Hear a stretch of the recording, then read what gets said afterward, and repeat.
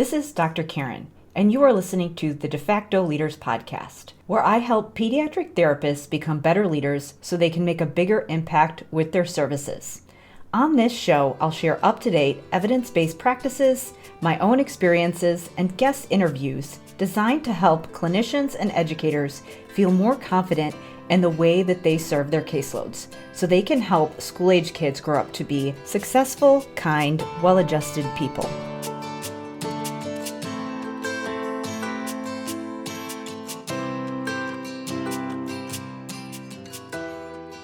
Hey everyone, it's Dr. Karen, and welcome to episode 104 of the De facto Leaders Podcast.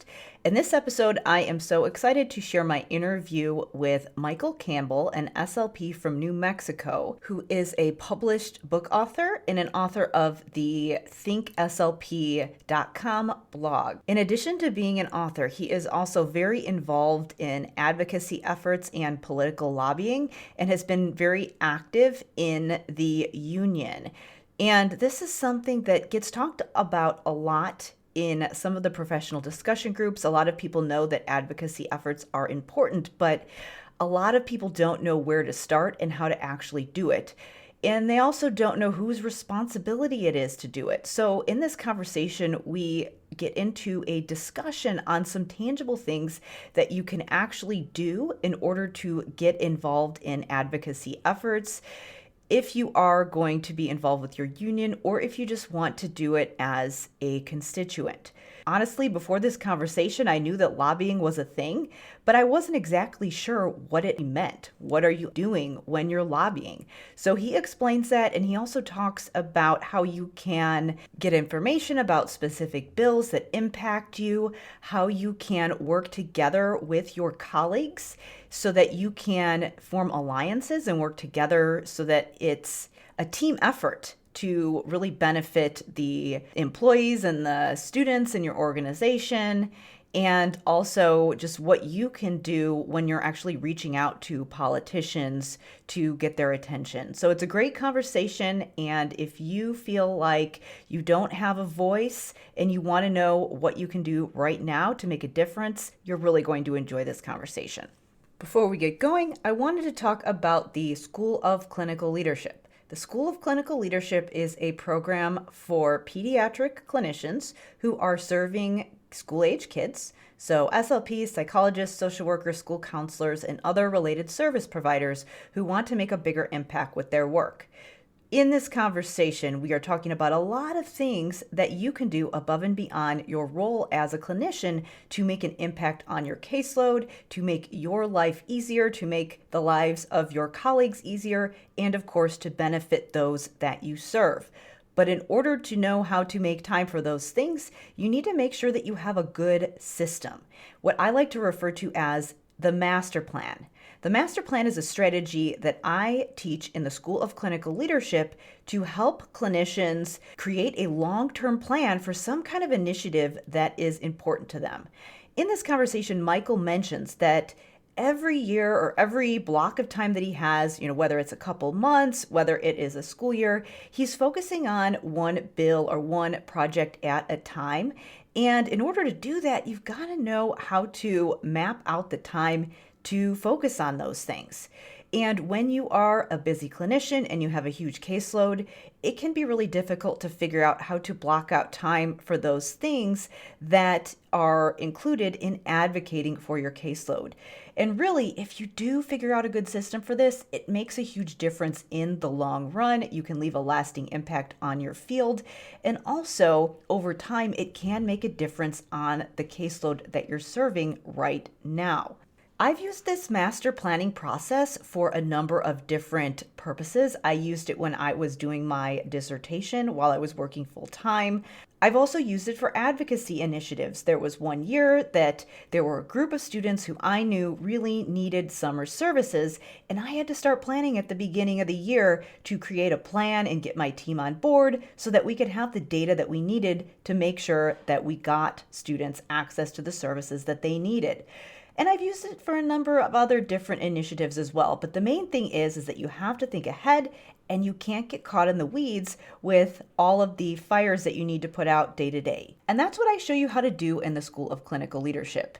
Now, one of the big initiatives that I talk about in this program is executive functioning support, but you can use the master planning process really for any long-term project that you want to do.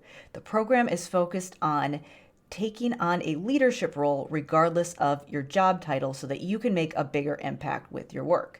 So to learn more about the School of Clinical Leadership, you're going to want to go to drkarendudek-brannan.com/clinical leadership to learn how to become a member. Now, please enjoy this interview with Michael Campbell.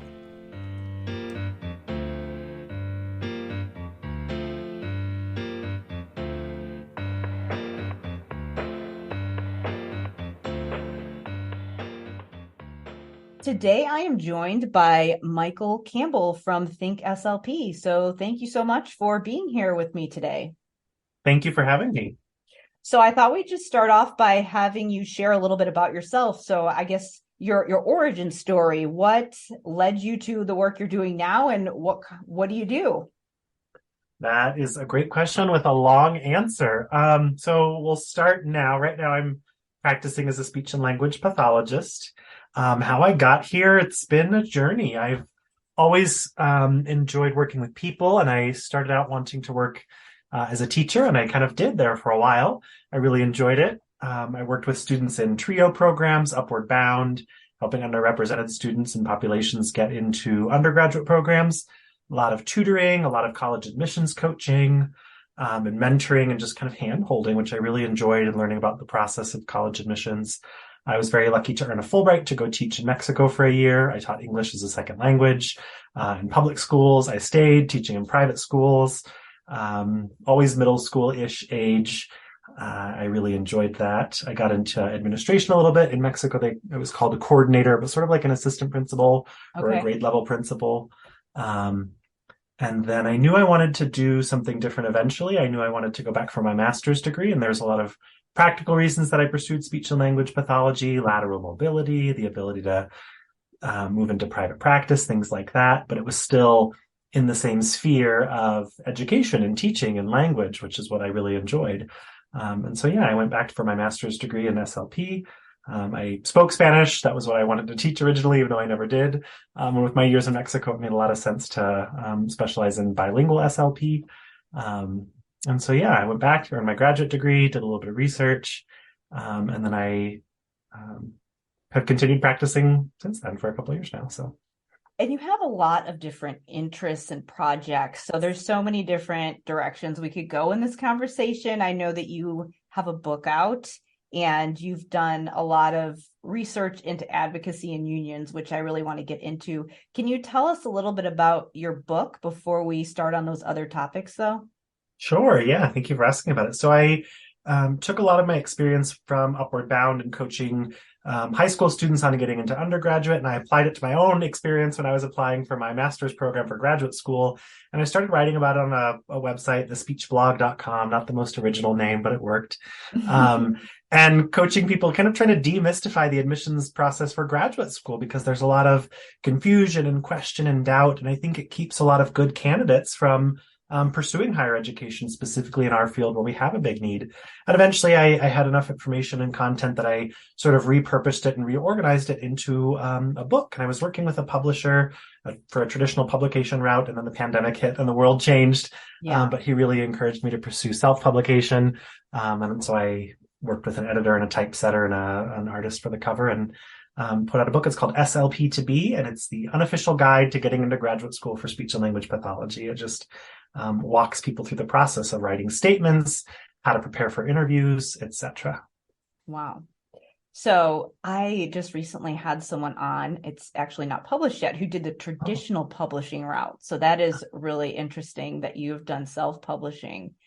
So what was it, mostly just the pandemic and just everything going on in the world that you decided to do self-publishing? What made you want to go that route other than just being recommended to you? Yeah, it was mostly the recommendation. I sort of pursued that traditional route. I found this small niche publishing house, and I seemed excited about it. They seemed excited about it.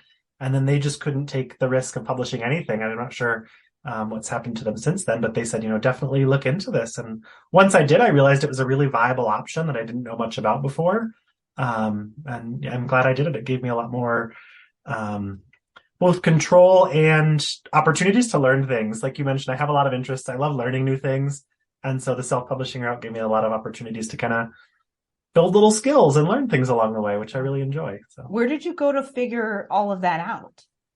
Google, always Google. Occasionally some podcasts. I have a friend who's an editor and writer with Hallmark. They were able to kind of give me some tips along the way. The internet. That's where I learn a lot of things. Yeah, I may definitely have some questions about that at some point. I have just published everything in Canva or Microsoft Word and just put it out. That's been my route, is just get it out to people as soon as possible. But I definitely have on my bucket list actually writing a book and putting it all into a book eventually. So now I know who to ask about self-publishing. I'd love to tell you the little tiny bit that I know. So I'm curious about the graduate admissions process, because what I did is I just picked my major when I was in, actually before, I initially was going to do deaf education. Then I decided to switch to speech pathology before I started my freshman year, and just went 4 years and then went right to grad school. So I didn't have the job experience, and I didn't leave and come back and all of that. And it's interesting because when we're coaching, I know that this is more, I would say, in the professional coaching realm for speech pathologists, but I'm wondering if some of that information would be even useful for therapists or special ed teachers who are working with kids who are thinking about their future and how they're going to prepare for college after high school. I mean, there's a lot of information out there for preparing kids K-12. There's not as much for afterwards, at least not in our field. That's not something that comes up a lot. I mean, I'm just curious what kinds of things came up for you as far as things that were the hardest about the admissions process, mistakes that people make, things that people really need to focus on when they're thinking about college and graduate school. Yeah, you're absolutely right. There is a lot of perhaps overlap and connection there that I haven't really delved into or thought about. Yeah. But just as you ask it, I'm just kind of spitballing here, as they say. A big part of it is helping students plan and manage the process, which I think requires a lot of executive function, a lot of language reasoning and organization skills, research skills. I think the process sort of, unfortunately, naturally kind of weeds out certain applicants who might not have those really developed organization skills, because it can be really hard to keep track of deadlines for multiple things, and to miss details in the instructions, like a word limit or a page limit that might be used as an automatic disqualifier by a program. So those are some of the simple things. And then one of the biggest things I focus on is helping students enrich the quality of their writing. So I find a lot of people have these wonderful experiences and they don't know how to talk about them, or they underestimate themselves and the value of their experiences. And I think so many different things can be relevant to our field. If you have a background like I did in education and this helping world and a language world, if you have a background in business administration working for a beer distributor, I had a classmate who did that. So many things can be relevant to our field. And so helping people realize how their skills and experiences are relevant, and then write about them in a good way for their applications. Yeah, that skill is so important for so many different things. Job interviews, people who are wanting to make a career transition, or even just, get another job in the field that they're already in. So for example, if you are a therapist or a teacher and you want to make the jump to being a supervisor or a coordinator or an administrator, I know that was something that was hard for me when I was looking into school administration. A lot of people who are school administrators, they had a lot of candidates that were a school psychologist and then a school administrator, and a special ed teacher and then a school administrator. And I felt like I was this outlier who was a speech pathologist they always just want to put you over with the speech people and not necessarily talk about how this can be something that is broader special ed, even though it totally could be. So yeah, that's really interesting. I bet you could, if you, not that you need another project, because it sounds like you have a lot of stuff you're doing, but I think that could be really valuable in other contexts as well. Yeah, thank you. Now, you've got me thinking about it now. I'm going to keep it in my Yeah. back pocket for sure. One of the going back and then we'll go forward. Another, I think, big connection for a lot of populations that we work with is that meta thinking and metacognition and meta language. And that was another part of, or is another part of what I work on, and getting people to think about the process from another perspective and to think about how they can present themselves in the process. And that is, yeah, definitely related, transferable skills and introspection. And yeah. Yeah. Well, we will link to your book in the show notes if people want to check it out. I know that a lot of people who are listening are probably already SLP, so they've already been through grad school, but maybe they are thinking about going back for a doctorate. So maybe it could be useful for that. Or maybe they have people who are asking them about the field and they want a good resource to share with them. So that could be something. I know that there's probably a lot of people who are, they're an SLPA or they're getting a bachelor's degree and they're in these professional groups. So always good to have a resource to share. So switching topics to advocacy. So you've done a lot of work on being involved in unions and advocacy. And I think that a lot of people, when it comes to this topic, think it's something that needs to be done, but people don't really know where to start. And you have a really helpful article on your site about ASHA's listening session. And so you kind of summed up some key takeaways here. So can you tell us a little bit about that session, what you took away from it, and your thoughts? Sure. I wanted to go to the ASHA listening session to hear what other people were saying, and also to make sure that my experience wasn't unique. Make sure I'm not the only one going through the things that many of our colleagues are going through. And so I got those things at the session. I really enjoyed it. I think the board doing the listening did so really openly, and they had it structured in a really nice way that it didn't devolve into something less productive.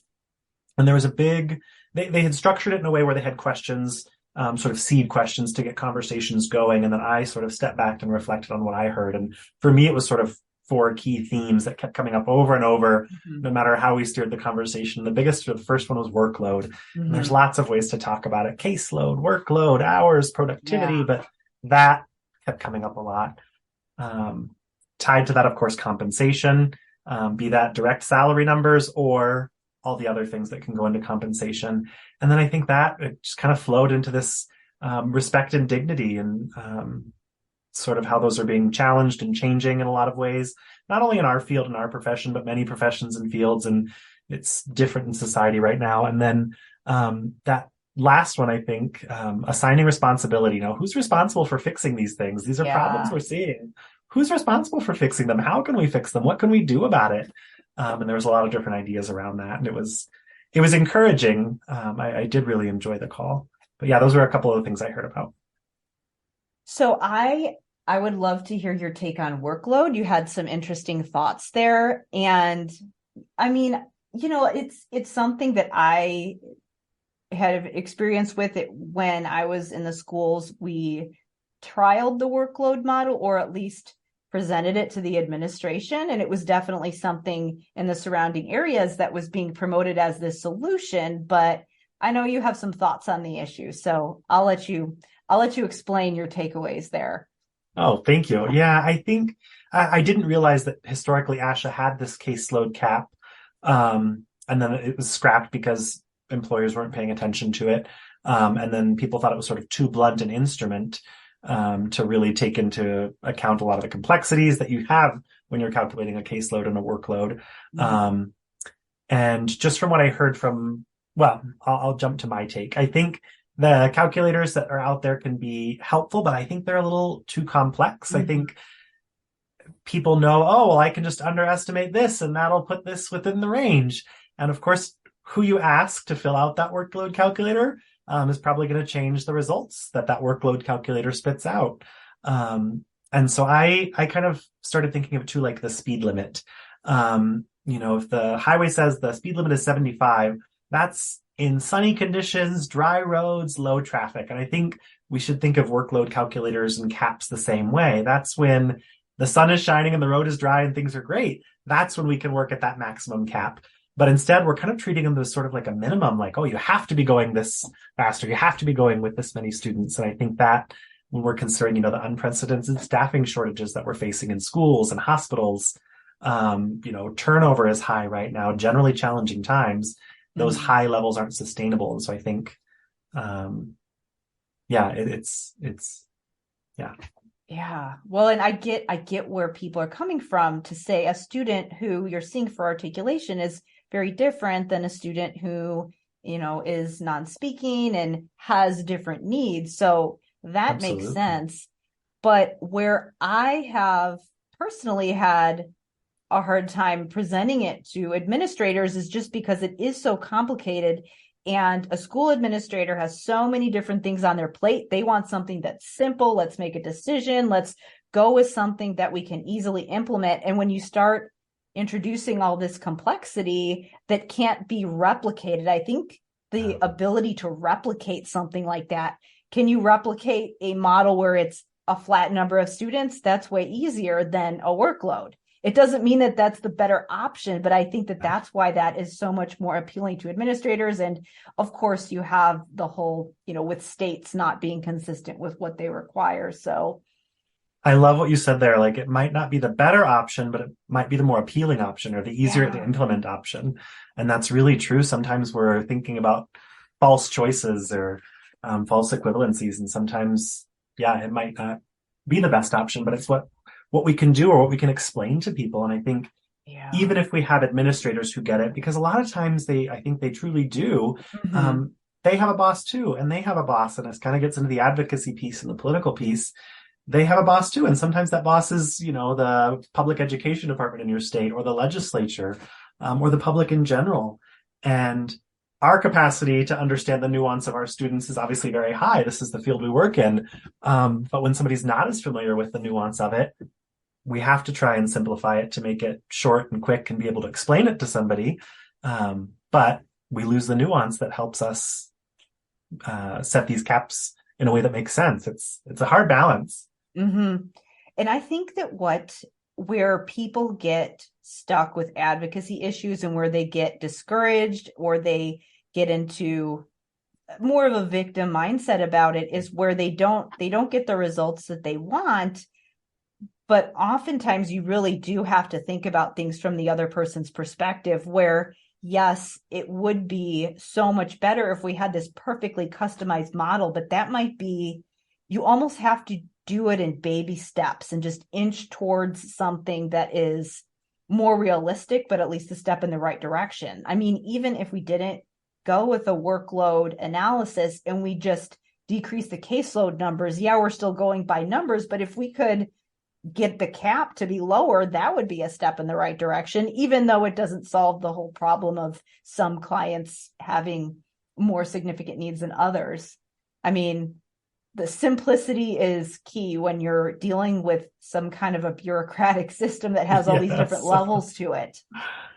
Absolutely. And I like what you said about, it really is important and difficult to take the other side and to understand the argument against something that we're arguing for. And that's something when I'm advocating for something in any kind of capacity, not always, but I'll try to ask, what is it that's keeping you from doing this? Or, who is it that it's in opposition to this and why? And I really seek to dig into that why and understand it.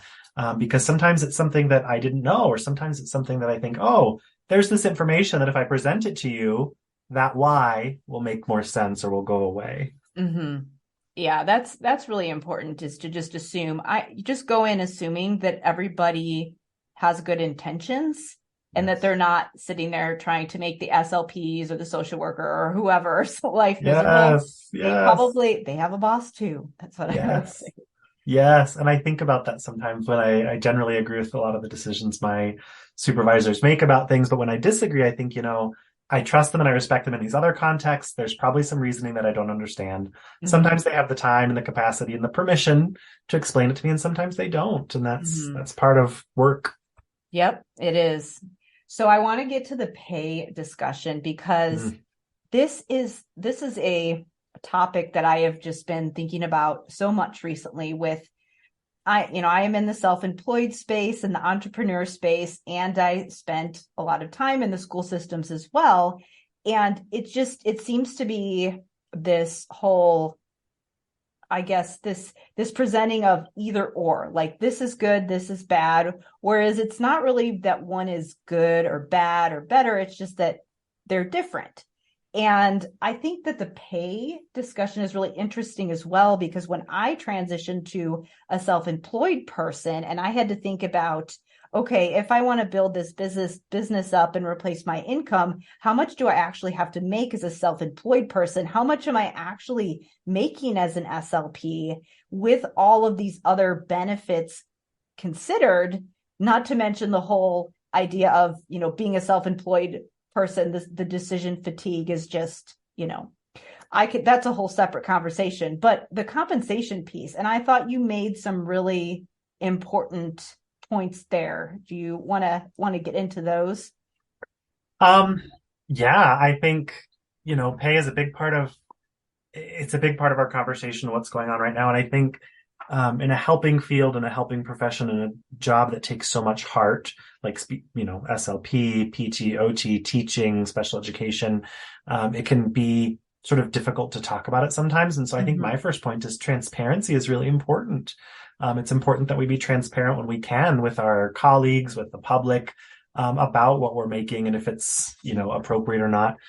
Because I think if we're not being transparent, it can lead to unfortunate situations, and people Mm-hmm. may be feeling like they're being taken advantage of, or maybe them not taking advantage of something that they didn't know about.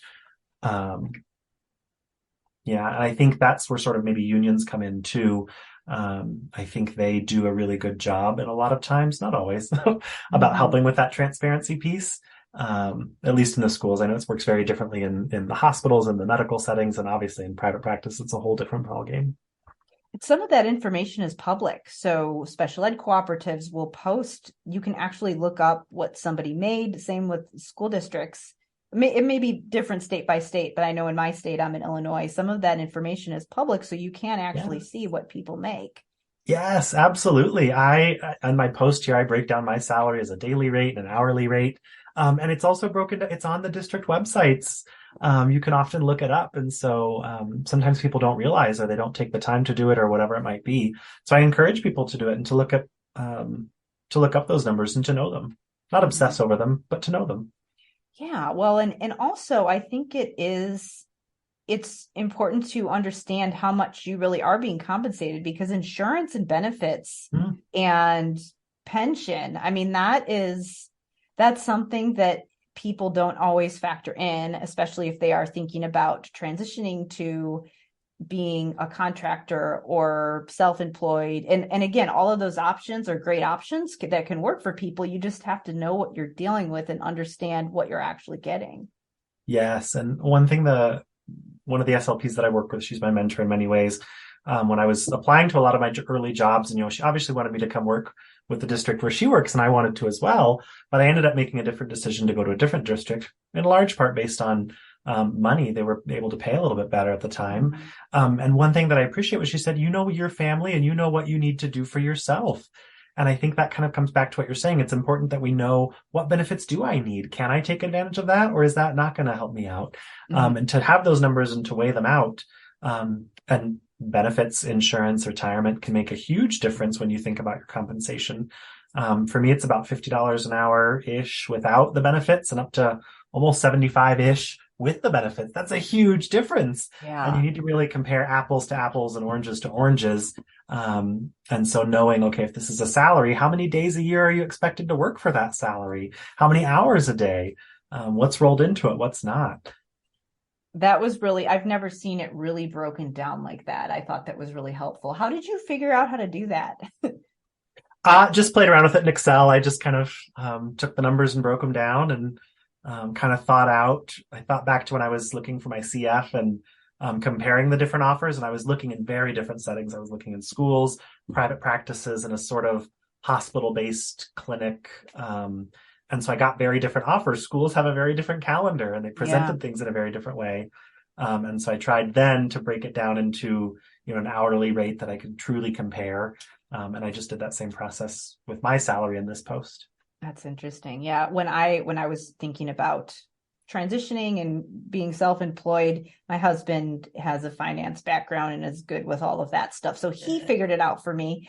I'm pretty good with numbers and I probably could have figured it out myself, but I was like, just you take care of this. Tell If me what you've I'm got doing the wrong. expert and you trust them, why Yep. not? That's a Yeah. perfect Yeah. situation. I'll delegate where I can. We're going to take a quick break here, and I'm going to talk a little bit about a strategy that I teach in the School of Clinical Leadership. So, you're probably noticing that advocacy efforts require a lot of relationship building. And in order to make that happen, you have to have the right systems and protocols in place, as well as know how to actually handle those conversations when you are talking to teachers, talking to people on the bargaining team, and talking to school leaders. A busy clinician knows that you probably don't have a ton of time for that, so having a good process and understanding what your plan is going forward is so essential. I teach clinicians how to do this with a concept that I refer to as asset stacking. The concept of asset stacking is just exactly how it sounds. You are creating assets and stacking them on top of each other so that over time you're building systems, protocols, and relationships that are going to help you build leverage so that you can advocate for what you and your colleagues need in order to support students. And really, this requires you to start thinking very strategically, thinking long term, and also thinking like a leader. So that's what I show you how to do in the School of Clinical Leadership, where I show you how to use the asset stack method to actually make time to build the systems, protocols, and relationships that you need to advocate for your caseload and get your team working together efficiently. So, to learn more about how to become a member of the School of Clinical Leadership, you're going to want to go to drkarendudek-brannan.com/clinical leadership. Again, that's drkarendudek-brannan.com/clinical leadership. Now, let's get back to the interview. So, you've done some things with advocacy, and I know that you have a lot of experience with unions, just with your family and just professionally. So, can you tell us a little bit about your background with just, what led you to being involved in the union and just some of your other past experience there? Sure. So I'll talk a little about my just personal experience with it. I grew up in a sort of union family, as it's called. My grandfather was in the carpenters union. He was always involved in labor during his life and career, and in lots of ways in Southern California and different groups. And so I just kind of grew up around it. My dad was in a labor union for many years. His brothers, one of my brothers, in different trades: plumbing, electricians, sheet metal, carpentry, painting. And so I always just knew unions and kind of knew what they were. And I didn't really get it, of course, when you're a kid. You just think, oh, yeah, this is how the world works. And then when I was an undergraduate doing some of my early teaching work, I learned a little bit more about teachers' unions specifically and how they work and some benefits to being involved. And I kind of thought, okay, yeah, that'll be relevant at some point or another.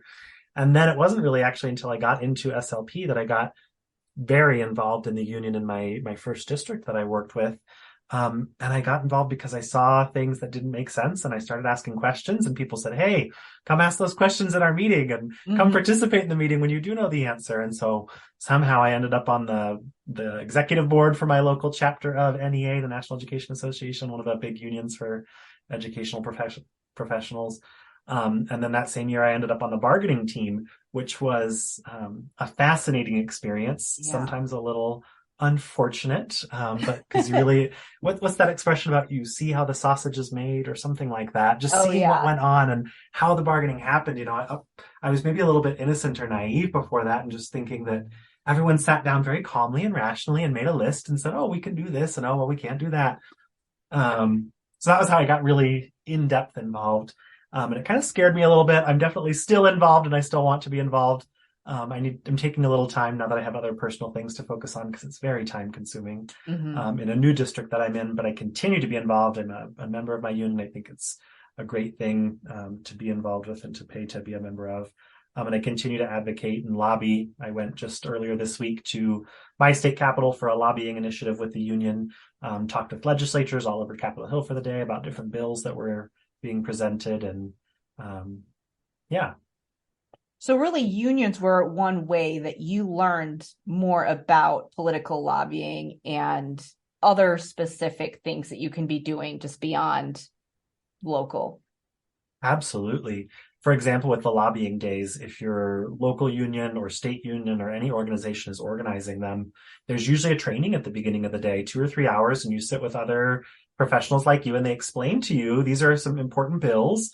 And in my case, they've always sort of put them up on a projector, given everyone a copy of it, and they read through the legalese and explain what these different things mean. And they explain sometimes the impact if it's something that we might not understand. But a lot of times they ask the people there, like, okay, how would that impact your profession? How would that impact your day? And those stories are really influential when you get to share them with each other and then with lawmakers. So there's a lot of learning that goes on in the lobby day. You don't have to know what you're doing. They teach you a lot of the skills, and you connect with other professionals, learn about other opportunities there. So what actually happens when you go and lobby? I mean, it's a word that gets thrown around a lot, but what are you actually doing when you sit down and you go through these are the bills and this is what they mean, and then you go and you actually do Yeah. the lobbying? What are you actually doing? Yeah. So I think the first part is always educating yourself, making sure Mhm. you understand what you're talking about or reading about as best you can.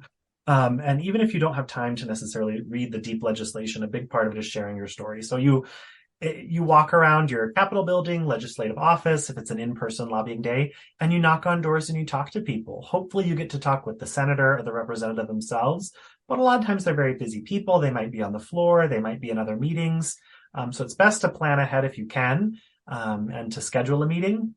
But even if you can't talk with the representative directly, a lot of the times you can talk with their staff and they trust their staff and they rely on their staff. And so don't underestimate the importance of talking with whoever answers the door, even if the Yeah. representative's not available, and telling your story to them, because they'll probably pass it along and they'll be in the meeting where the decision is made and where the senator or the representative's mind is made up.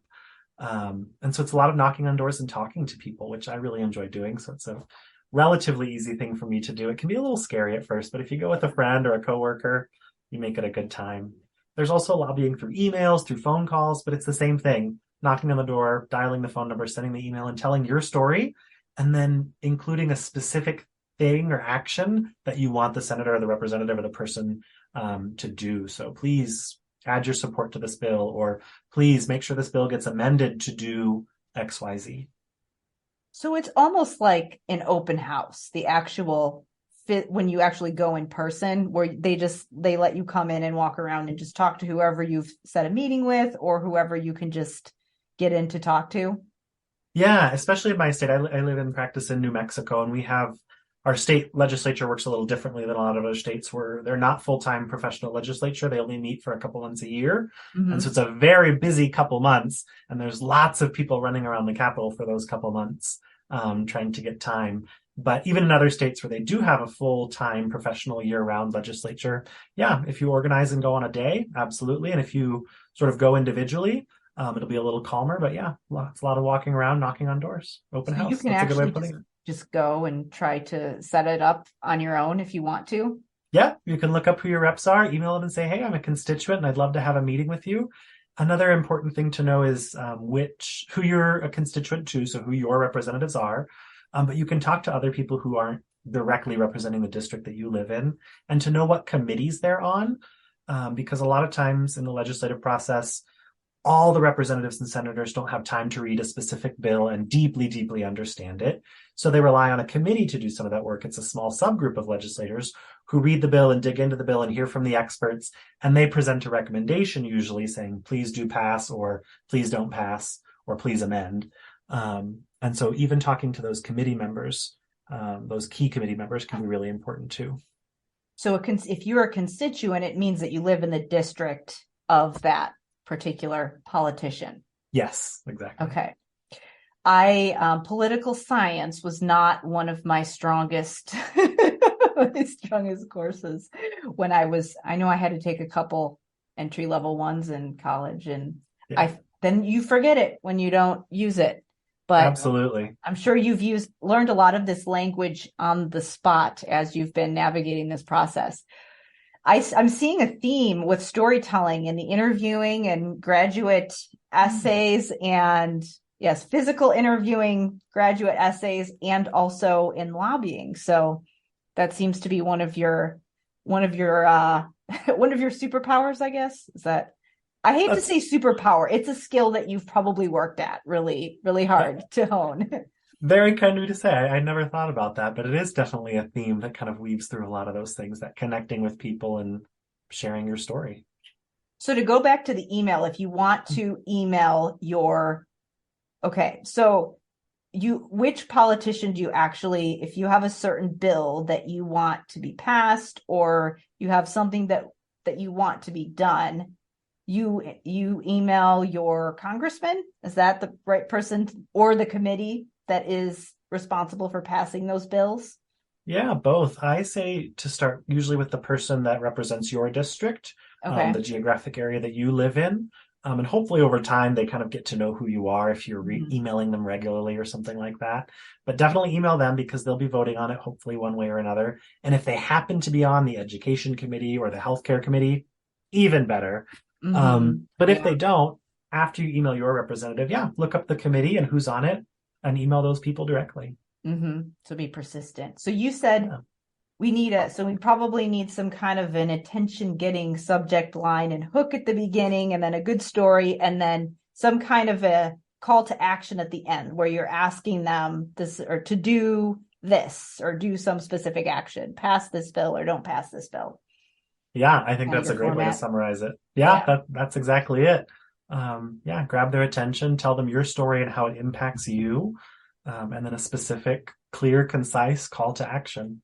I think that's exactly it. And always, I think, remember to, what's that expression? You catch more flies with honey than with vinegar. Oh yeah. Sometimes, you Mm-hmm. know, these issues are deeply personal and deeply meaningful, and it can be very easy to get into emotionally charged situations, but as much as possible and whenever possible, keeping things calm and collected and professional really matters. Yeah.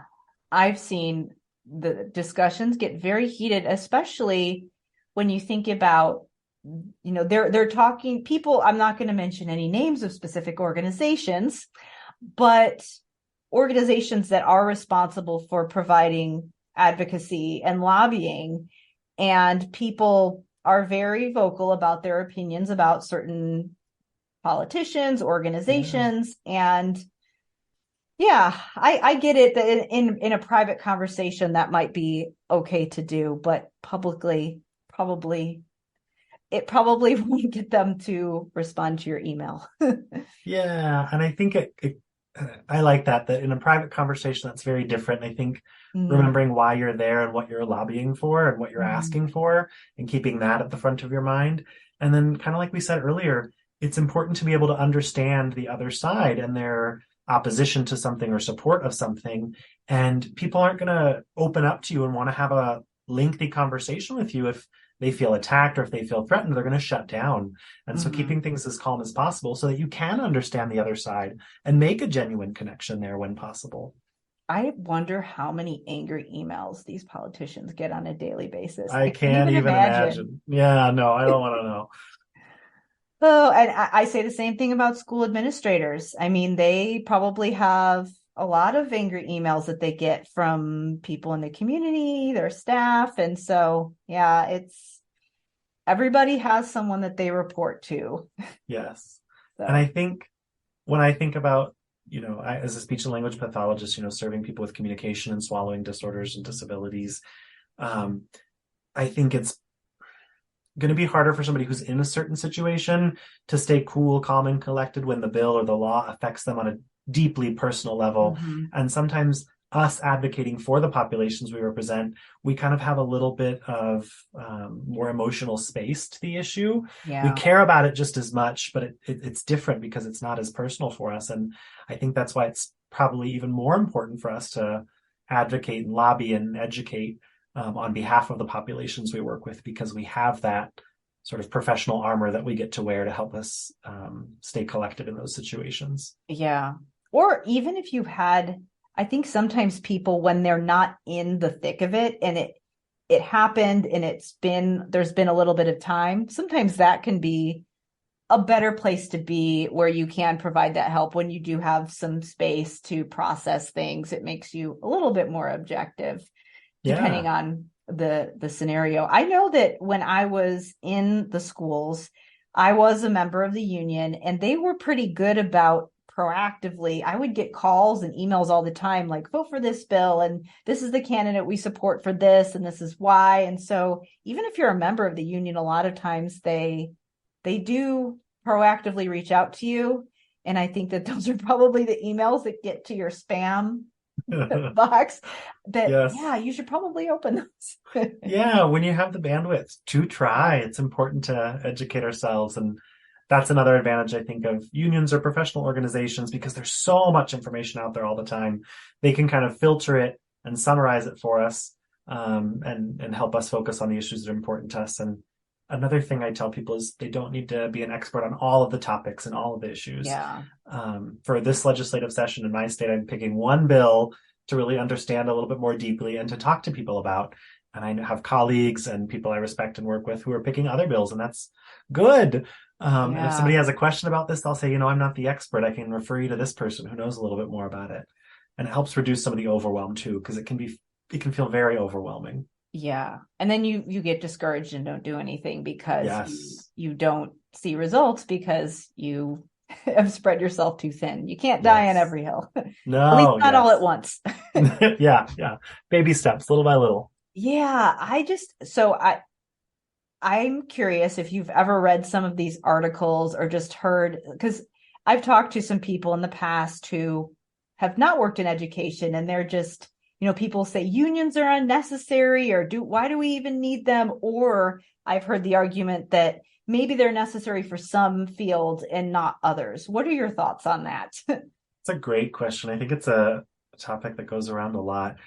I think I definitely believe in the power of unions and collective bargaining. Do I think they're perfect organizations that do 100% good all the time? No, absolutely not. They're inefficient and they're bureaucratic, just like anything else. But I think on the whole, they're ultimately representing the interests of the many workers there. And we need someone representing our interests when we are workers. And so in that sense, I definitely believe in them. I think they can do a lot of important work. And when you look at sort of like the numbers behind it, there are a lot of benefits to being involved in terms of compensation, in terms of resources that are available to people in different workplaces, and not just in education, but in lots of different fields, in trades, especially. There's a lot of them. Yeah. Some of the trades where there's physical danger in what they do, I could see how that would be so important. And obviously it's important for teachers and people in education and healthcare as well. So when you were an SLP and you were on the bargaining committee, I'm curious how that worked with. So I've talked to different therapists in the past that have gone to their administration and gone to their unions about specific issues, and they just didn't have the numbers behind that because they were the lone SLP in the district, and they were told, you're not, there's not enough of you for us to care about this enough. We have to go worry about this other issue that's for the teachers, that's for so many more people. And I've had some really in-depth conversations with people over pay and things like that, where they were really they were in bad situations because they weren't a priority, because there wasn't enough of them. So I'm curious if you've seen that and how you worked through those types of situations. Yeah, I definitely understand that, especially with SLPs or PTs or social workers, because we're so few usually in the schools compared to teachers. And I was when I went to this lobbying day, I was just talking with a senator who was a former teacher himself, And he was working on some legislation for educational assistance. And he said, everyone talks about the sexy jobs, the jobs people notice the most, which is teachers, and they deserve absolutely a lot of that attention because they're doing a lot of the hardest work. But I think that's where it's important that we be embedded in our communities and we be talking to and collaborating with the other professionals we work with as much as possible so that people know about the critical work that we do. If we're only ever, pulling kids out and going and hanging out in our room and then just sending them back and we never meet and talk with anybody else, well, what reason have we given them to care about us as valuable members of the team, as people who serve our students and help them? But when they see the benefits and the impacts that we can have on our students and their students, so they also care about, of course, they're going to want to help us. I think also it's important that we try to be as selfless as possible when we're thinking about these issues. I obviously wish we could get a pay raise every year. We know we have to fight tooth and nails for it in the schools. But I think with my salary around $70,000 to $80,000 a year, it's a lot less important to me than, maybe the nutritional staff or the bus drivers who are fighting to get an extra dollar to their hourly rate added in. And so sometimes I have to think, that's going to have a bigger impact on them than it is on me, and think about the ways that that's also going to help my students. For example, there's one of the issues I was lobbying for on Monday was more prep time specifically for classroom teachers. And you could say, well, that doesn't affect me as an SLP. It doesn't directly, but the more prep time my teachers have, the better they can do for my students too. The more progress my students are going to make because those teachers are going to be preparing better lessons. And sometimes it takes that stepping back to see the big perspective. Go ahead. Oh no, I was going to say, yeah, I could see with the prep time, because there's a lot of times we ask teachers to do things. You go to a teacher and say, I'm doing this thing in therapy. Can you do this in your classroom? We're asking them to do additional work. So actually them getting more prep time is going to make our lives easier. If you think about it, then they have more time to do whatever we said. Maybe you could make the teacher some kind of a training video or a tutorial that they could go over in their plan time. And so that actually does benefit you if you think about it, because time is the biggest complaint that I hear from people who work in the schools. Yes, or making sure that we have enough educational assistants in our classrooms. Sometimes they're the people who get time to pull a student aside and work with them in a small group or one-on-one. But they can't do that if they're not there. And so making sure those positions are funded and taken care of is really important too. And if we have time, I want to jump back to sort of my experience on the bargaining committee and that I was not the lone SLP. Let me think about the numbers here. I think we're at 4 SLPs out of the 8 of us. It was just a weird fluke year where somehow SLPs specifically sort of took over the bargaining committee and the union executive team very inadvertently. We were all elected. It was all, very fair. It just sort of happened that we all had issues that we really cared about, and it worked out that year. And so I think sometimes too, you can be the tiny little drop that starts things, or the first little snowflakes that starts a snowball and an avalanche of getting other people excited, engaged, and thinking about it. So you might be the only one at first, but you might inspire others, SLPs or other positions, to get involved and to advocate too. That is kind of interesting that if you're on the committee, it is different than talking to your building representative. Not that that's not an important thing to do, but being actually on the committee and actually in there, because there's been times when I've talked to the building rep and I felt like they didn't really understand what I was saying. And I don't fault them for it, but they just didn't really know what I was saying. And so if I was actually in the committee meeting, maybe I would have been able to get my voice heard a little bit more effectively. Or even I would be interested to see if there's ways that SLPs, psychs, and social workers, if they are employed by the district and part of the union, I know sometimes they're not, if there's some alliances we could form there, just because as related service providers, some of the things that would benefit us would also benefit the psychologists and the social workers, obviously above and beyond some of those examples you gave where it does, if the teachers do get more, then it does help us. I think that's a really good point. And in the district that I'm in, and in our previous district, we created a position that year, an executive on the board specifically to represent ancillary support providers, related support personnel, however you want to call them, and to give those people a point person to go to and to make sure that their voice is heard by the leadership within the union. So yeah, I think it's very important to band together and to look at issues that do affect those sort of subunits within the bargaining unit, within the team. And we can find a lot in common with them. And there are issues that affect us the same way it does, PTs, social workers, psychologists, for example, billing and time for billing. Mm-hmm. That's something that's very different and very unique to our position. Yeah, because if you think about the numbers thing, so if you have all the SLPs and all the psychs and all the social workers, then the numbers issue is a little bit different than, if you have multiple people who are saying this issue is important and this is why, then it's a lot more powerful than if you're trying to be these separate siloed departments that aren't necessarily pooling your resources and working together. Absolutely. And that's the heart of what a union is. It's collective bargaining, people coming together and saying, we as a collective group, all of our voices together can't be ignored. Mm-hmm. And when enough people pool their voices together, they're heard. Mm-hmm. So I know that you were saying something about teacher plan time, and then we went a different direction. Did you share everything that you wanted to say about this topic? Yeah, just the importance of advocating for our colleagues whenever we can.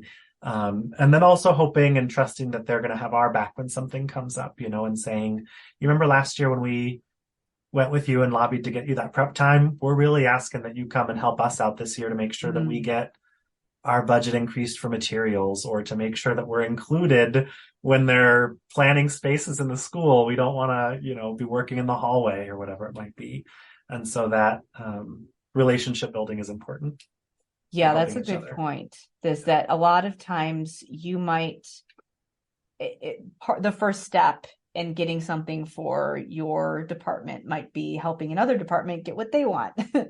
And hopefully and again, it all works out to be mutually beneficial in the end.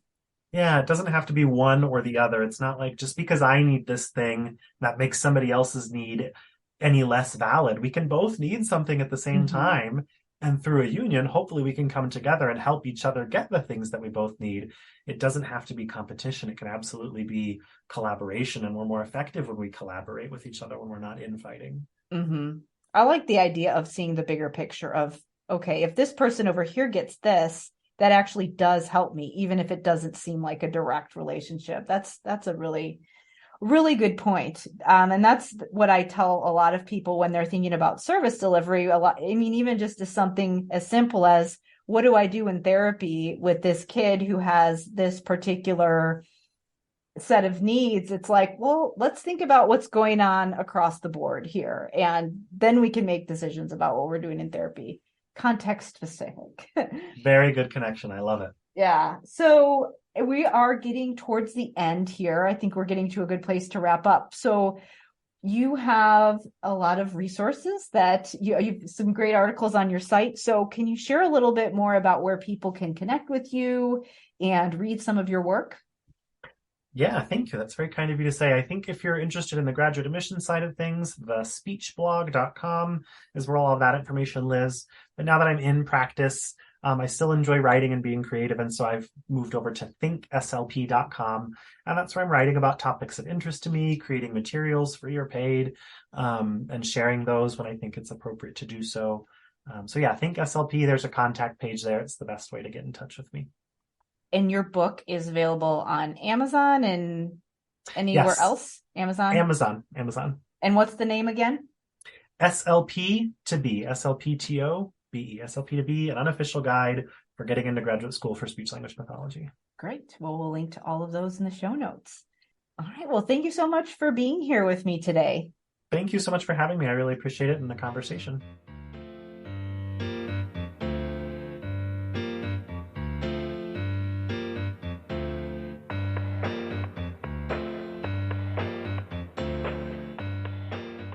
Before we wrap up, I wanted to remind you to check the show notes for all of the links to where you can connect with Michael.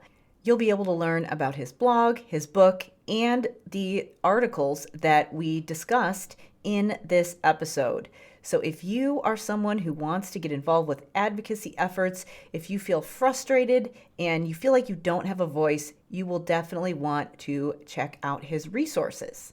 Also, remember to check out the School of Clinical Leadership if you want to get involved with advocacy efforts, but you have no idea how you're going to make time to do it.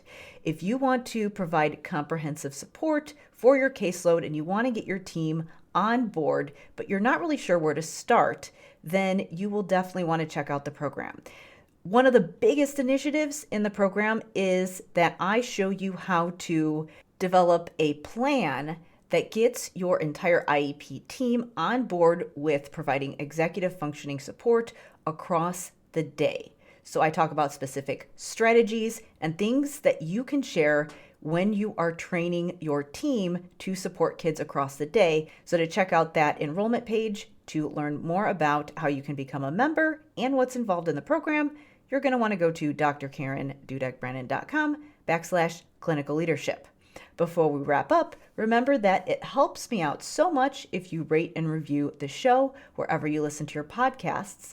And then also, if you have a guest that you have in mind for the show that you'd like to hear me interview, reach out to me at talktome@drkarenspeech.com.